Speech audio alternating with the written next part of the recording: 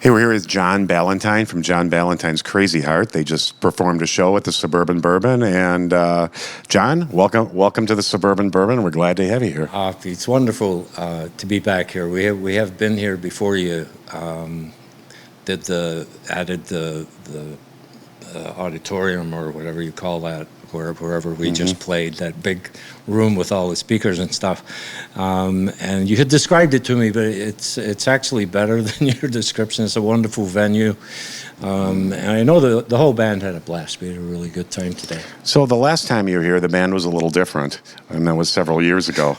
When did the band start, and how's it progressed to where you are now? Probably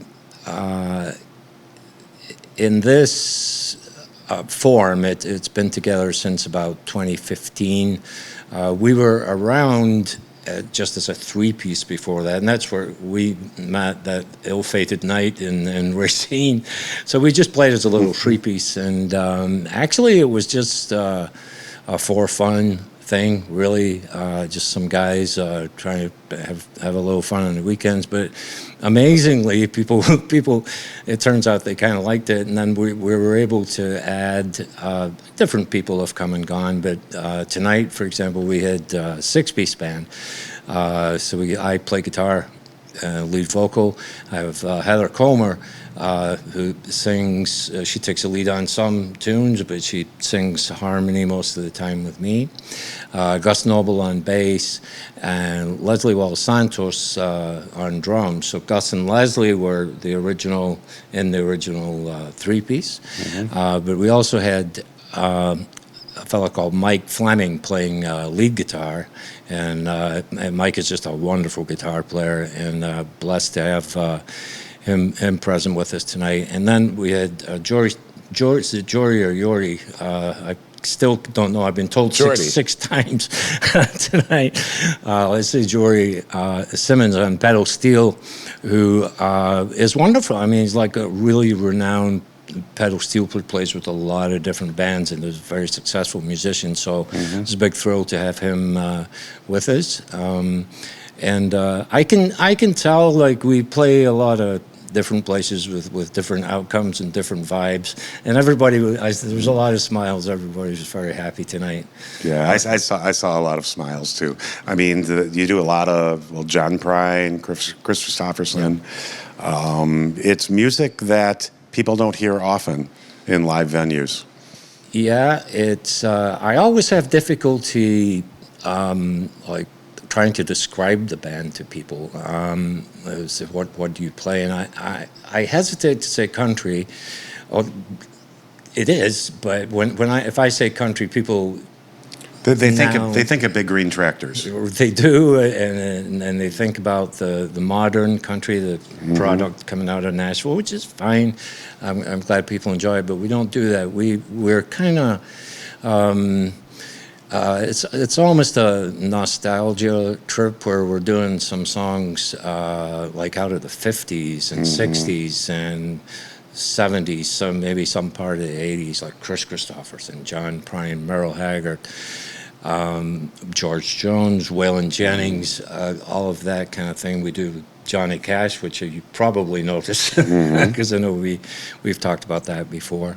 And then, we all write, we all contribute to our own compositions, and we've only made one CD, but I think we're probably getting ready to do another one. We actually had some success, but that was back in 2014 when we did the tour in Scotland, which... Yeah, I was going to ask you. You were supposed to come, weren't you? Yeah, they wouldn't let me on the plane. That was after 9/11, and they found out. Long story. Right. But yeah, tell us. I mean, the band toured Scotland. You have Scottish roots? Strangely enough, yes. So I was born in Scotland. Gus Noble on bass, OBE, Gus Noble OBE. I have to. Maybe some people don't know what that is, but in the UK, that is one of the highest awards for service that can be awarded. So Gus is on bass. He was also born in Scotland. In 2013, it must have been, we were playing in Martyrs in downtown Chicago. It was a good music venue, and we were very lucky. We got to open for a Celtic rock band that were over from Scotland called Skerryvore. They're like big time. They're international, real, professional touring musicians, like the real deal. And we were very lucky. We got on the bill with them, and we hit it off with them. We had a great night, a great show, and a great kind of back and forth with them. And as we were leaving, the leader of their band, Daniel Gillespie, and I were talking, and he said, we do this festival, this music festival every year in July in Scotland. You should come and play. And I just laughed, I said, yeah, right, sure, thanks, Daniel, it's a very nice thing to say. Well, the next day I get the email actually inviting us to come and perform. Wonderful. And putting us in touch with agents and other venues and other events.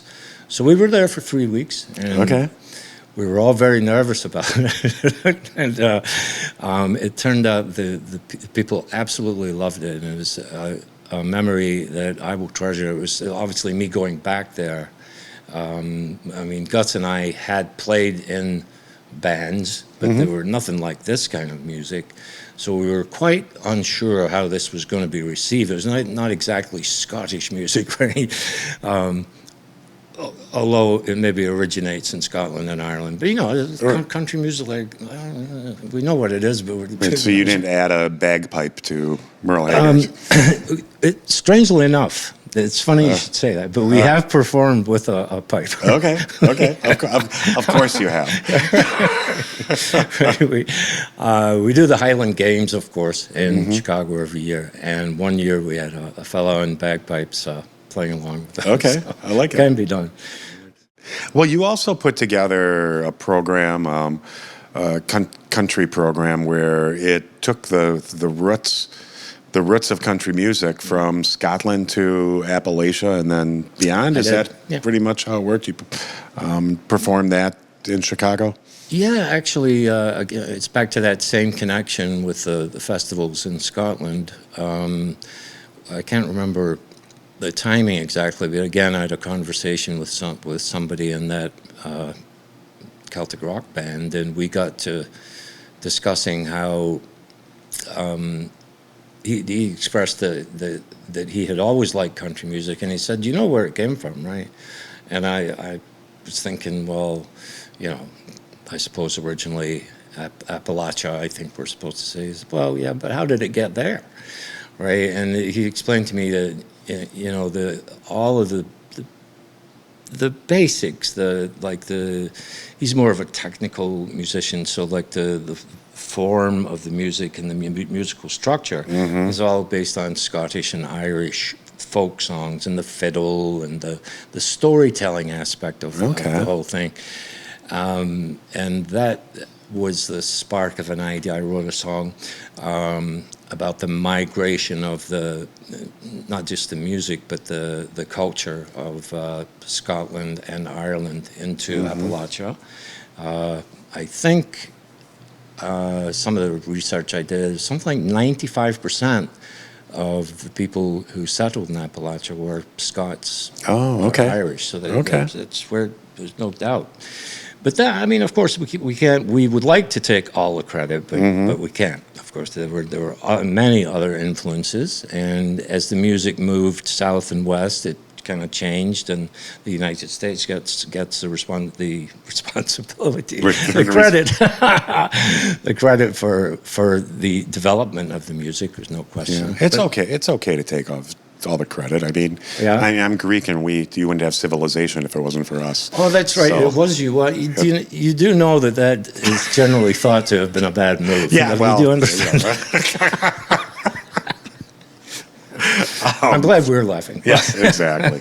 So we hope we have to talk. We're going to book you at Suburban Bourbon this fall. Looking forward to that. Do you have anything to say? It's your first time drinking liquid Death Mountain water. Yes, I haven't. I was kind of nervous when I was presented with this because they stopped me drinking almost 30 years ago. It was one of the better ideas. That turned out to be a really good move for society and civilization. So I thought it was alcoholic, and I was like, oh no, I can't drink that. But it is a very interesting name for a beverage. Well, it will murder your thirst. Oh. I love that. Thank you very much, Pete. Thank you for having us. Thanks, John. Always a pleasure.